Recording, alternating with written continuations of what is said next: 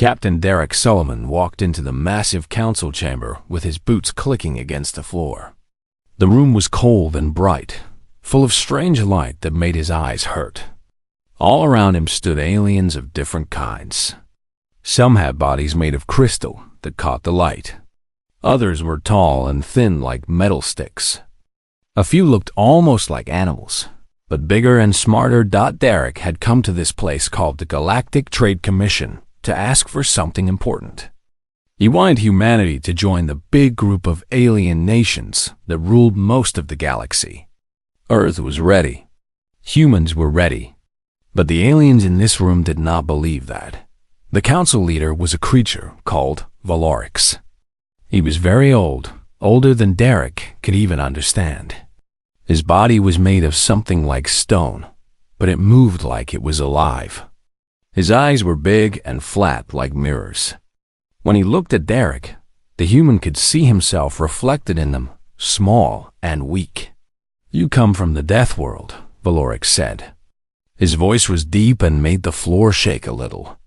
"You are the species from the planet that tries to kill you every day.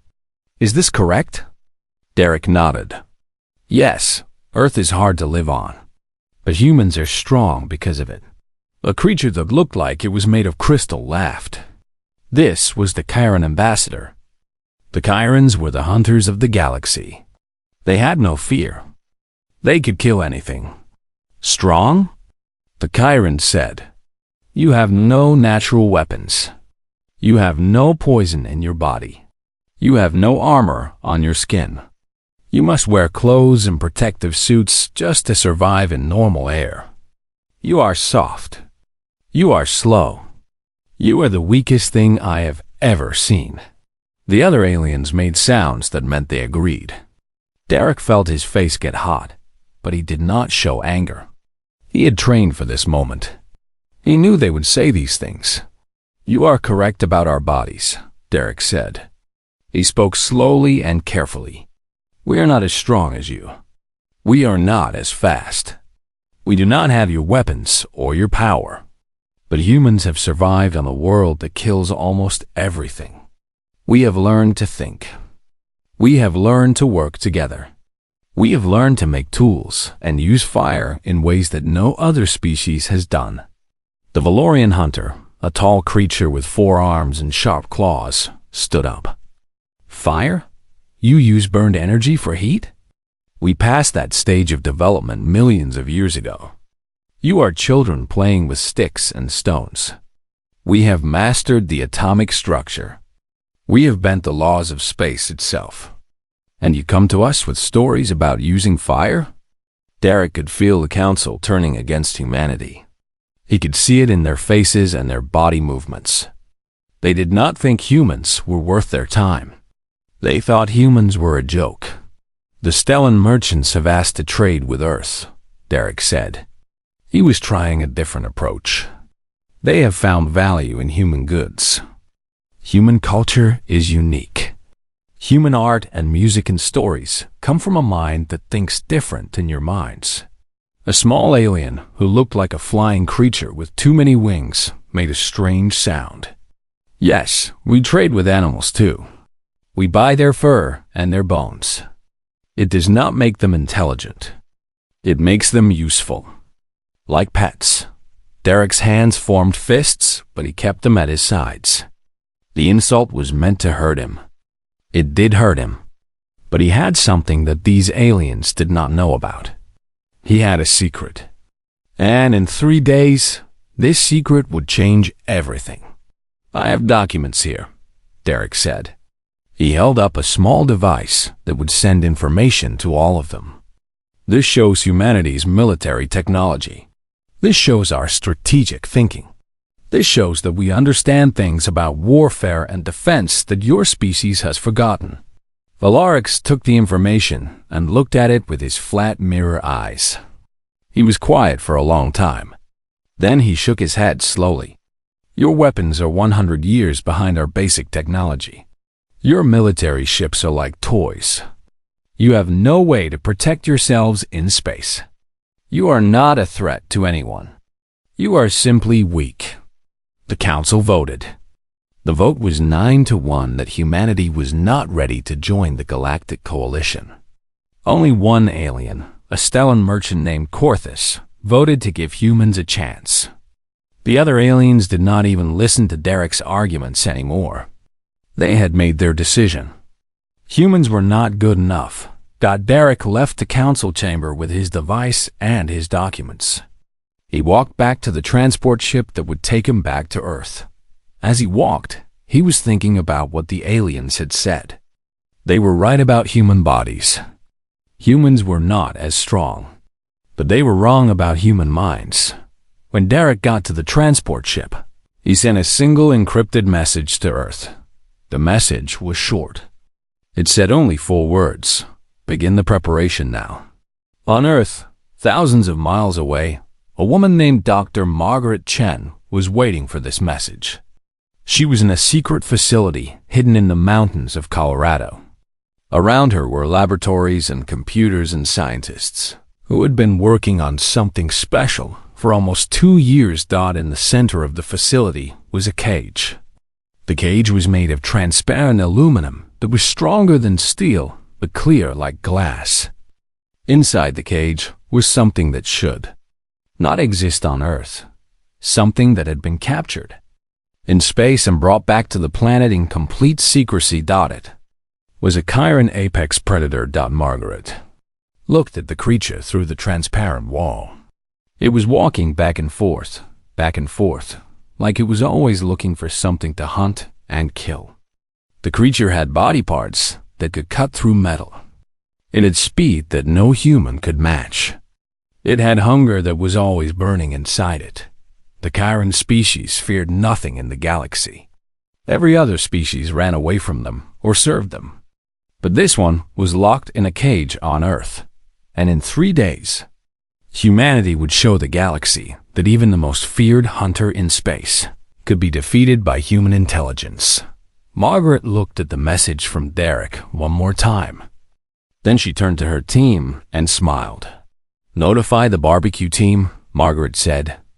"Tell them we start tomorrow at dawn. It is time to cook a predator." The team moved quickly. They had practiced this moment many times. They had studied the Chiron body and how it would react to heat and smell and smoke. They had prepared menus and cooking styles. They had built grills and ovens and smoking stations. Derek was on the transport ship, looking out at the darkness of space. He was thinking about the look on the Chiron ambassador's face when he realized that humans had captured one of his kind. He was thinking about the shock on Valerix's mirror eyes when he saw what humanity could do. Humans were not weak. They were just patient. And sometimes patience was the strongest weapon of all. The transport ship moved through space toward Earth. Behind it, the Great Galactic Coalition continued with its business, not knowing that everything was about to change, not knowing that a species they had called weak and helpless was about to teach them a lesson about underestimating humans. Not knowing that the most feared predator in the galaxy was about to meet the one thing that could truly break it: fire, heat, and the ancient human tradition of cooking food over flames. The facility in Colorado was hidden deep underground. Thick walls of concrete and steel surrounded the building. No one could see it from above. No satellites could detect it. The United Nations had approved the project. The military had approved it. But the world did not know that humans had captured a living Chiron apex predator and brought it to Earth. Dr. Margaret Chen had been planning this moment for almost 2 years. She had studied every piece of information about the Chiron species that humanity could find. She had read about their biology. She had read about their hunting methods. She had read about how other species feared them and served them. The Chiron creature in the cage was 9 feet tall. Its body was covered in plates that looked like armor, but was actually part of its skin. It had 4 arms, and each arm ended in claws that could tear through steel. Its teeth were like knives. Its eyes could see in complete darkness. Its nose could smell things from miles away. It was the perfect killing machine, but it was also the perfect test subject. Margaret walked into the observation room where a team of 15 scientists were working. They had computers and screens showing every detail of the creature's body. They were monitoring its heart rate and its breathing and the chemicals in its blood. They knew more about the Karen apex predator's biology than anyone in the galaxy knew. How long can it go without eating? Margaret asked. Dr. Paul Hughes was the biochemist. He had studied the creature's metabolism for months. Its body burns through energy very fast, Paul said. At normal activity levels, it needs to eat fresh meat every 6 to 8 hours. If it goes longer without food, it becomes aggressive and unstable. And what about cooked meat? Margaret asked. Paul moved to another screen. This screen showed detailed chemical analysis of the Chiron digestive system. That is the interesting part, Paul said. When we tested small amounts of cooked meat on tissue samples, we found something unexpected.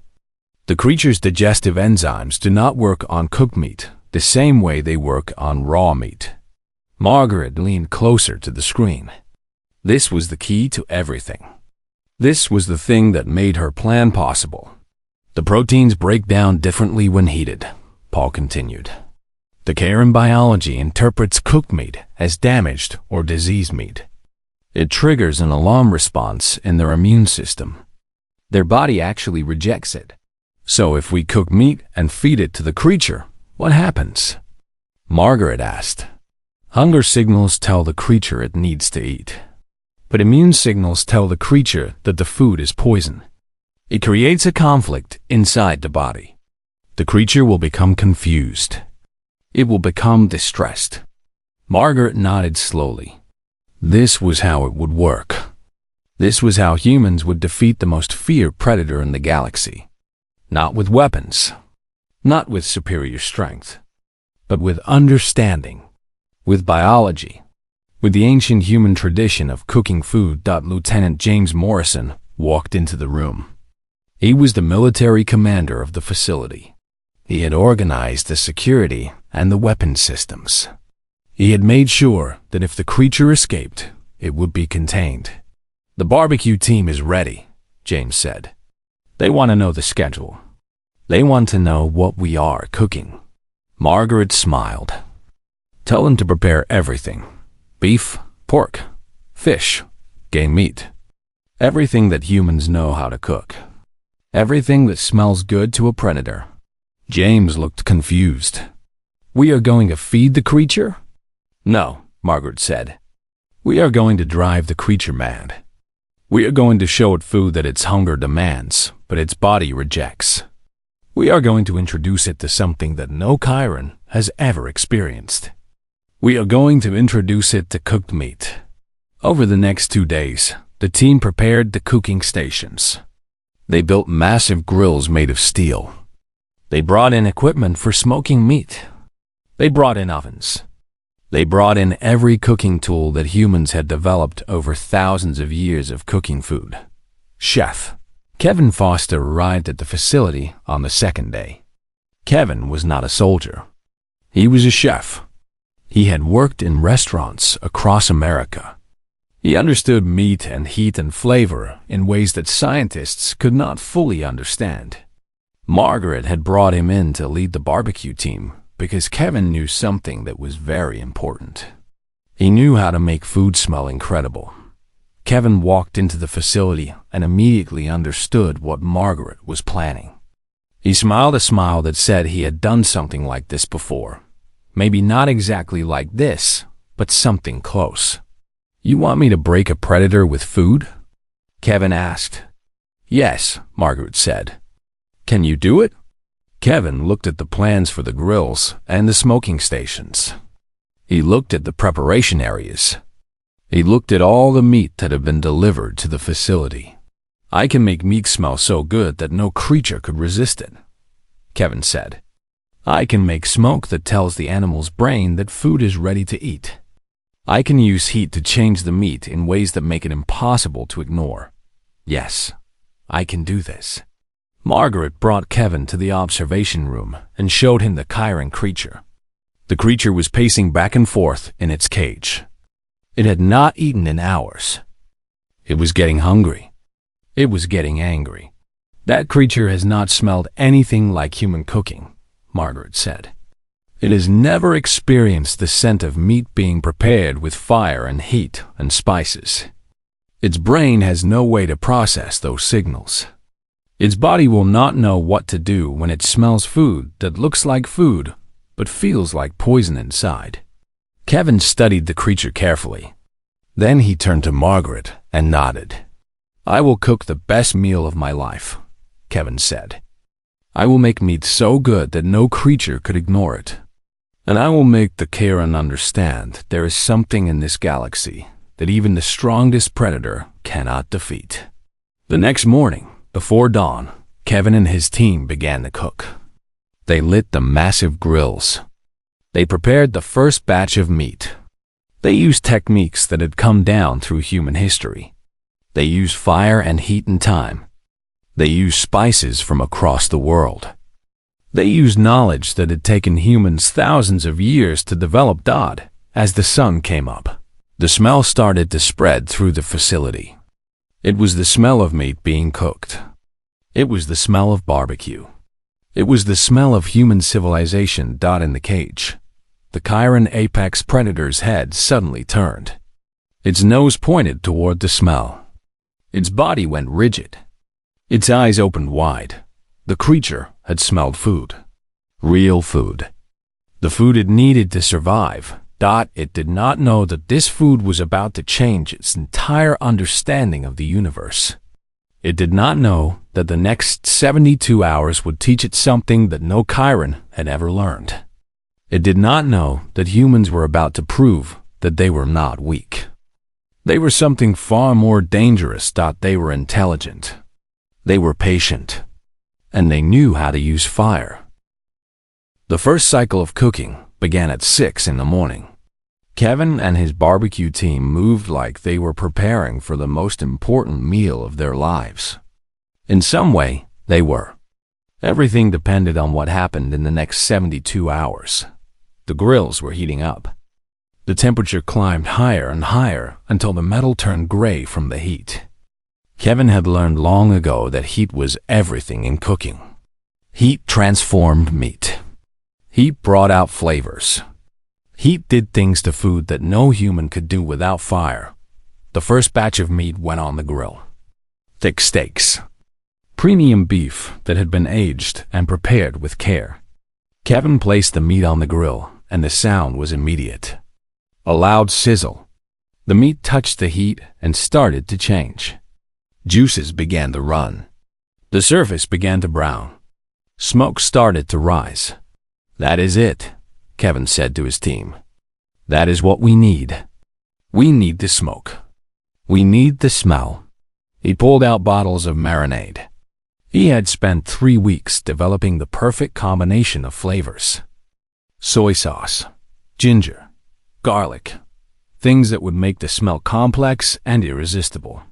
Things that would fill the air with a scent that no predator's brain had ever experienced. Kevin poured the marinade on the meat. It hit the hot grill and instantly vaporized. The smell exploded into the air. It was rich. It was deep. It was impossible to ignore. Inside the facility, in the observation room, Margaret watched the monitors. The monitors showed the Chiron creature's body response. The creature's heart rate was increasing. The creature's breathing was changing. The creature could smell the cooking meat, and every instinct in its body was telling it to move toward that smell. The creature began to pace more aggressively. It walked back and forth in its cage. Its head was turned toward the ventilation shaft that carried the smell from the cooking area. Its body was rigid with hunger. "It is starting," Margaret said to her team. For the next 4 hours, Kevin cooked continuously. He prepared different types of meat. Pork ribs that he had been marinating for days. Fish that he had gotten from the ocean that morning. Game meat that had been specially hunted for this purpose. Each batch went on the grill. Each batch created new smells, new combinations of aroma that the creature had never experienced. Kevin used smoking wood, hickory, mesquite, oak. He created thick white smoke that carried the smell of burning wood and cooking meat together. This was something that the Chiron species had no experience with. In space, there was no fire like this. There was no smoke like this. There was only the cold and the dark and the processed food of civilization. The creature went crazy. It began to slam against the transparent aluminum walls of its cage. Its claws made sounds like metal screaming as they scraped across the surface. It roared a sound that made the facility shake. "Increase security," Margaret said into her communication device. "The creature is becoming aggressive. Make sure the cage is secure." James Morrison appeared on the screen. "The cage is holding, but the creature is using all of its strength. It wants that food badly." Margaret felt a moment of doubt. What if the plan did not work? What if the creature somehow escaped? What if her calculation about the Chiron biology was wrong? But then she looked at the monitors again. The creature was not actually trying to escape. It was trying to get to the food. It was driven by hunger so strong that it was willing to hurt itself. This was exactly what Margaret had predicted. The hunger was overwhelming the creature's normal intelligence. At noon, Kevin prepared a special batch. He used teriyaki sauce and fresh ginger and honey. He grilled thick cuts of beef until they were perfectly brown on the outside. The smell was incredible. Even the human observers in the facility could smell it from the observation room.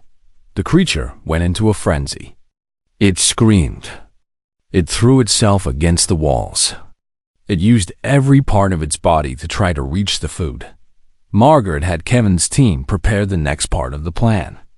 They would move a small portion of cooked meat closer to the creature, not into the cage, but close enough that the creature could see it, close enough that the smell would be overwhelming.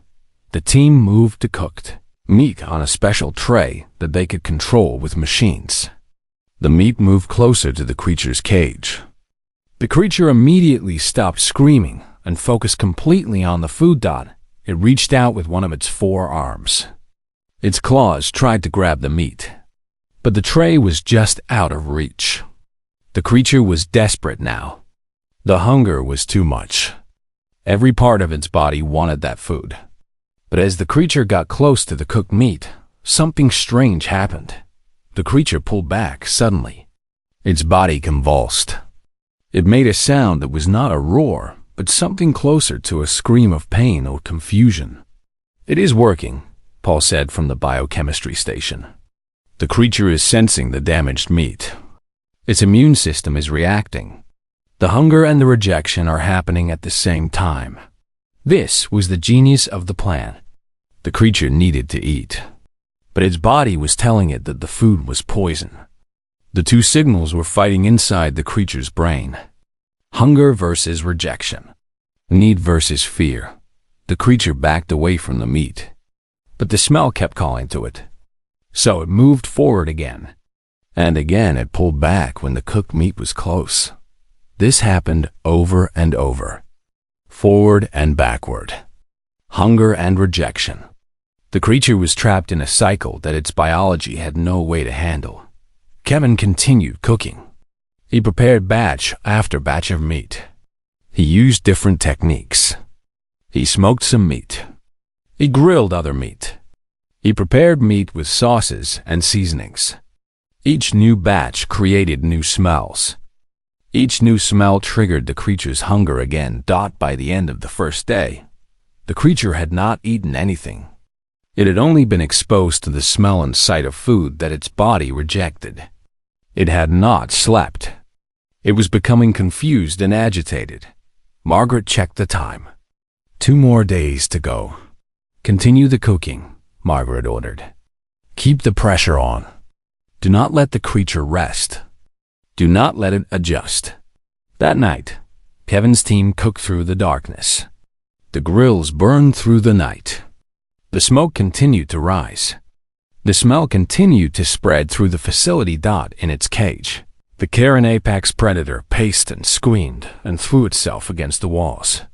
The most feared hunter in the galaxy was being broken by something simple. Something that no alien species had ever used against it. Human cooking. The ancient art of using fire to transform food. The very thing that had made humans strong and intelligent and different from every other species in the world. By the end of the second day, the Chiron apex predator had become something that no one in the galaxy had ever seen. It was broken. Not broken in the sense of being dead or hurt, but broken in the sense that its mind was no longer working the way a Chiron mind was supposed to work. The creature did not sleep. It did not calm down.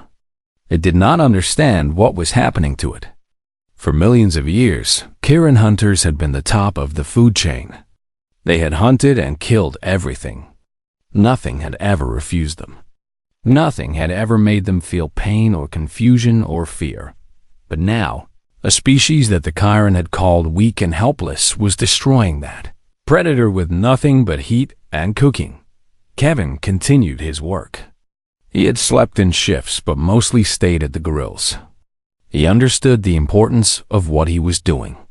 He was not just cooking food. He was rewriting the psychology of a species. He was proving that humans were not weak. On the morning of the third day, the creature was different. It was still aggressive, but something had changed inside it. The creature's movements were not as strong. The creature was not trying as hard to get the food. It was like the creature had started to understand, on some deep level, that the food was not for it. That the food was something that would hurt it. Margaret checked the status reports. The creature had lost weight. The creature's metabolism was burning through its reserves. The constant state of hunger and rejection had exhausted the creature in ways that physical combat never could. The critical moment is approaching, Paul said. He had been monitoring the creature's brain chemistry all night. The creature is reaching a psychological breaking point.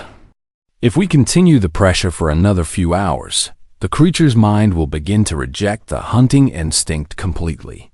Margaret made a decision. Continue the cooking, but change the approach. I want to see what happens if we combine the sight and smell with a new stimulus. She turned to James Morrison. Can you get me a speaker system that works in the creature's cage?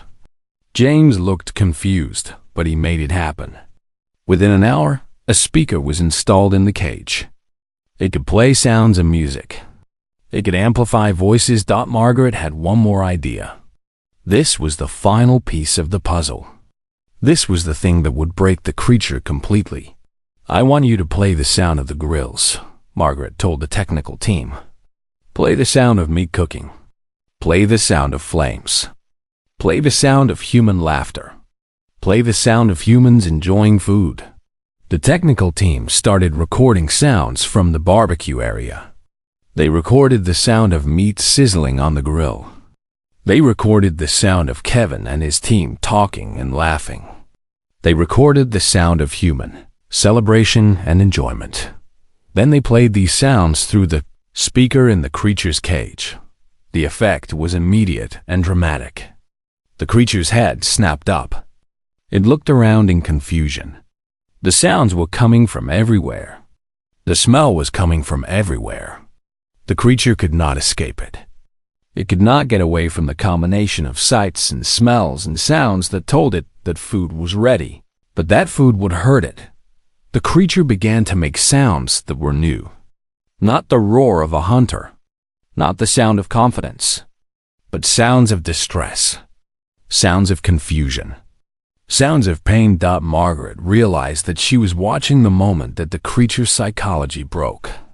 She was watching the most feared predator in the galaxy lose its mind. Stop the audio, Margaret said, but continue the cooking. She wanted to see if the creature would recover any stability. She wanted to see if it could rebuild its psychology, or if the damage was done.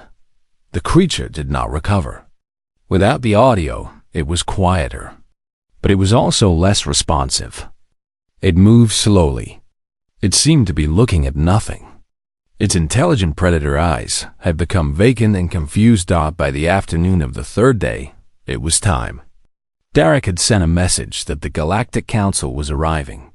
They were coming to see what humanity had to show them. They were coming to see the proof that humans were not weak. The Council arrived in a massive transport ship. The ship landed outside the facility. 20 aliens got out.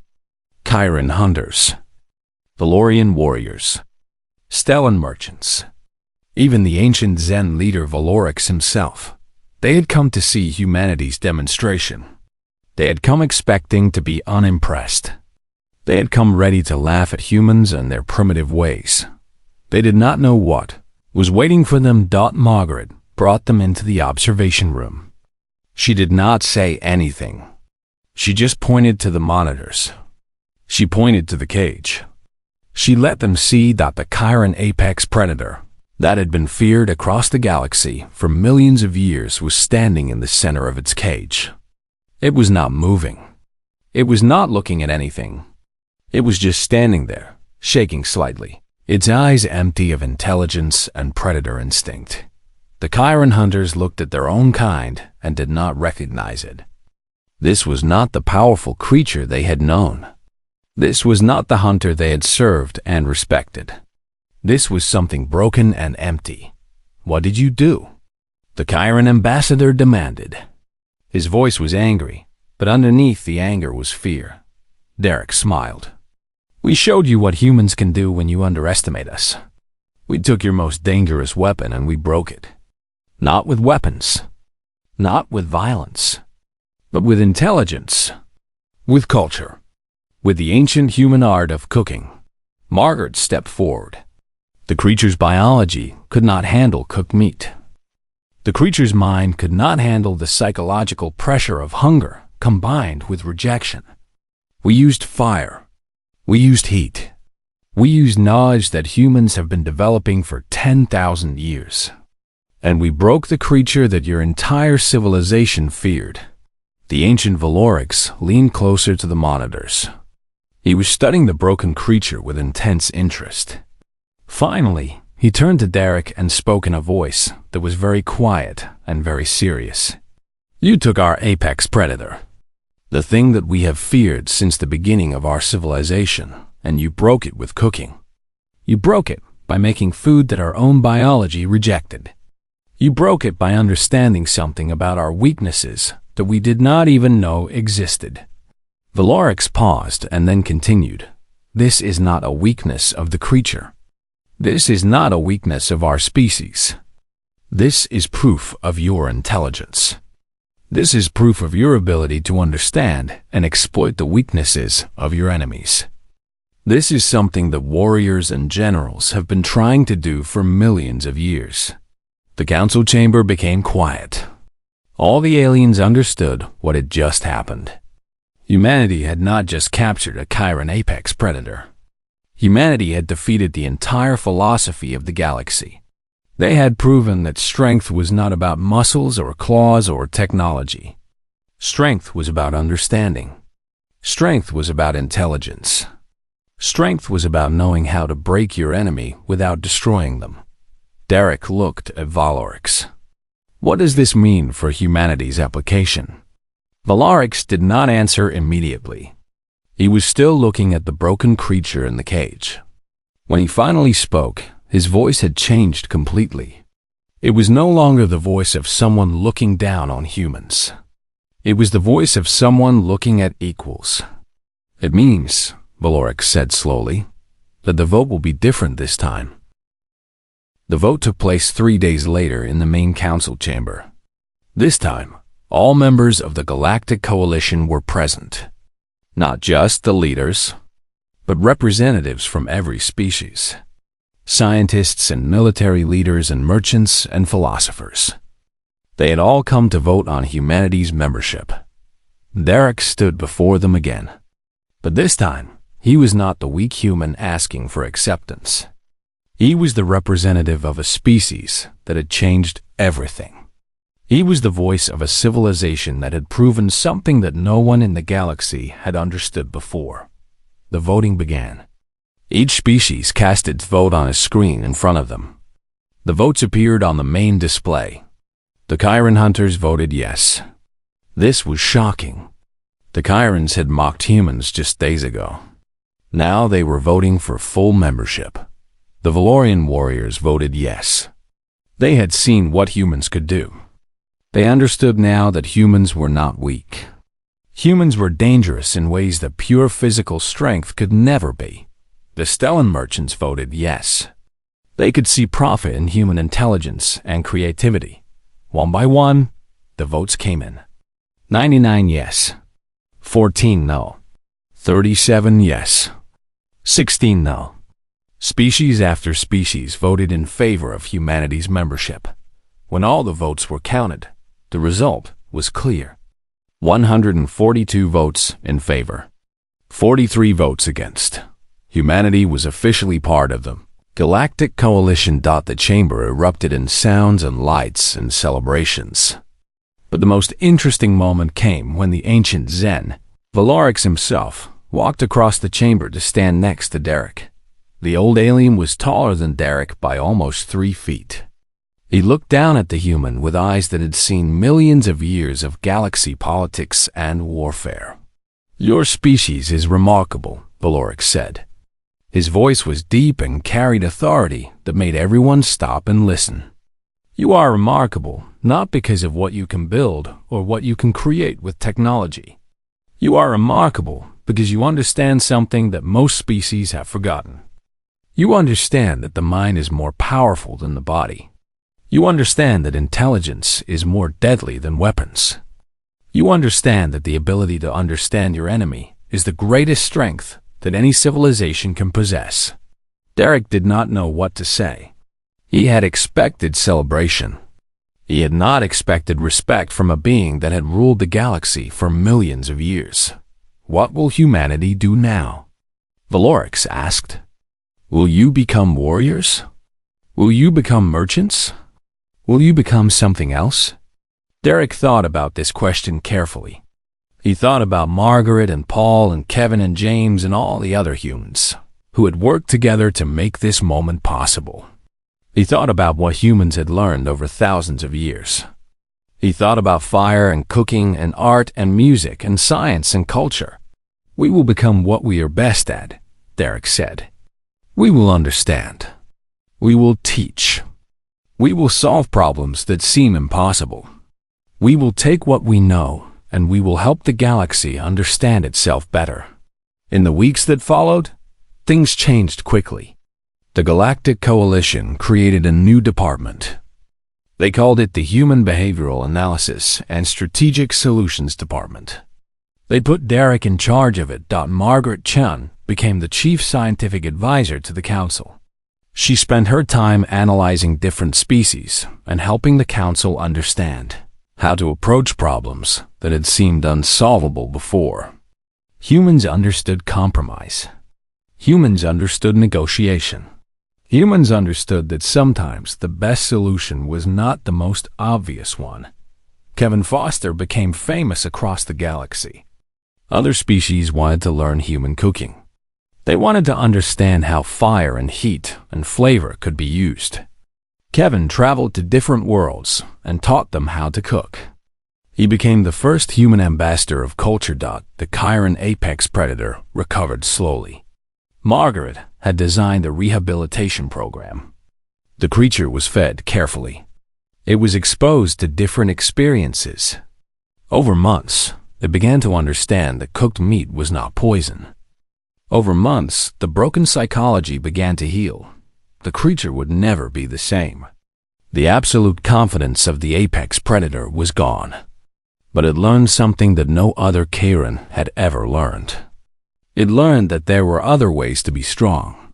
It learned that intelligence could be as important as hunting ability.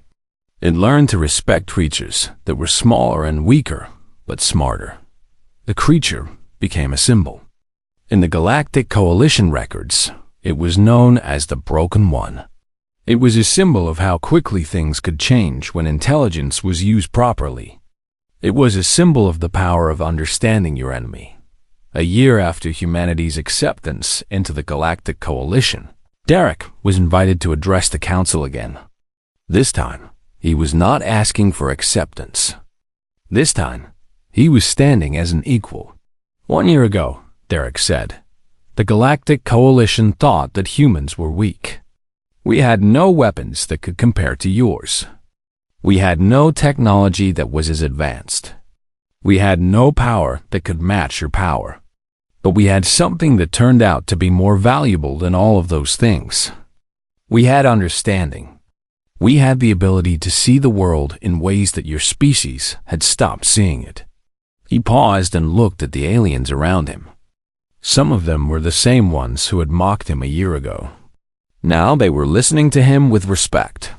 Humans are not weak, Derek continued. We are just different. We think differently. We solve problems differently. We approach challenges with intelligence instead of force. And I believe that this is what the Galactic Coalition needed all along. I believe that humanity can help this coalition become something greater than it has ever been. The council chamber was silent for a moment. Then Valoric stood up. And one by one, every other leader stood as well. They were not just accepting Derek's words. They were honoring them. They were honoring humanity. Back on Earth, Margaret was looking at reports of how the rest of the galaxy was changing. Other species were starting to use fire more deliberately. Other species were starting to develop cooking traditions. Other species were starting to understand that culture was as important as technology.